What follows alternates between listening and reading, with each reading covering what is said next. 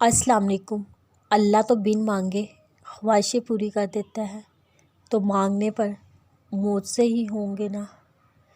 तुम्हारे नसीब से तुम्हारी चाहत तक का जो एक मुख्तसर सा फासला है वो दुआ है। तुम्हारी दुआएं ही इख्तिताम में तुम्हारे लिए उन दरवाज़ों को खोल देती हैं जिन्हें नामुमकिन समझकर तुम उन पर दस्तक देना बहुत पहले छोड़ चुके होते हो। जब तुम्हारा नफ्स और शैतान तुम्हें ये वसवसा दिलवाए कि तुम्हारी दुआओं का कोई फ़ायदा नहीं होने वाला, तो खुद से वही कहो जो इब्राहीम अलैहिस्सलाम ने कहा था, उम्मीद है कि मैं अपने रब को पुकार के नामुराद ना रहूँगा।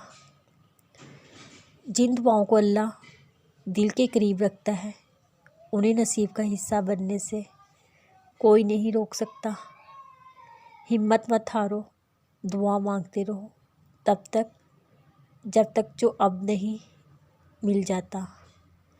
जब वो तुम्हें सब्र की इंतहा को ले आया है तो यकीन रखो आजमाइश अब ख़त्म होने वाली है।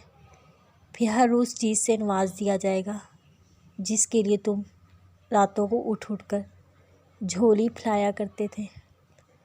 हालात बड़े सख्त हो गए, मामलात सही नहीं हो रहे, जिन पर भरोसा था वो दगा दे रहे हैं। अब सब्र नहीं हो रहा, लेकिन सब्र अब भी तो करना है, उसी का तो अजर है। जब सांस भी ना लिया जा रहा हो, दिल शिकस्ता हो चुका हो, तब भी तो सब्र करना होता है। बेरी मानो, थोड़ा और सब्र करो, वक्त बदल जाएगा। हिम्मत ना हारो। वो कहता है मैं अपने बंदों को तन्हा नहीं करता, तो बस यकीन के साथ सब्र करो।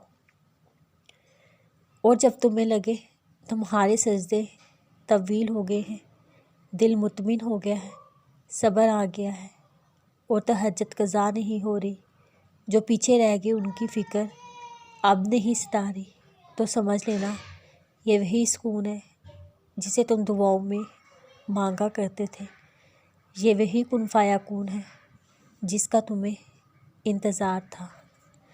कोई तो मौजज़ा हो जो अब भी बाकी है, वरना अल्लाह तुम्हारा ये दिल अब तक मोड़ चुका होता। तुम जितनी दफ़ा दुआ मांगते हो अल्लाह उतनी दफ़ा तुम्हें तुम्हारी दुआओं के जवाब देता है। तुम यहाँ एक कत्ले के लिए रो रहे हो, जबकि तुम्हारा रब तुम्हें 7 समुंदर अता करने पर भी कुदरत रखता है। तुम्हारा काम बस दुआ करना, अता की तदबीरें खुद बनाना है।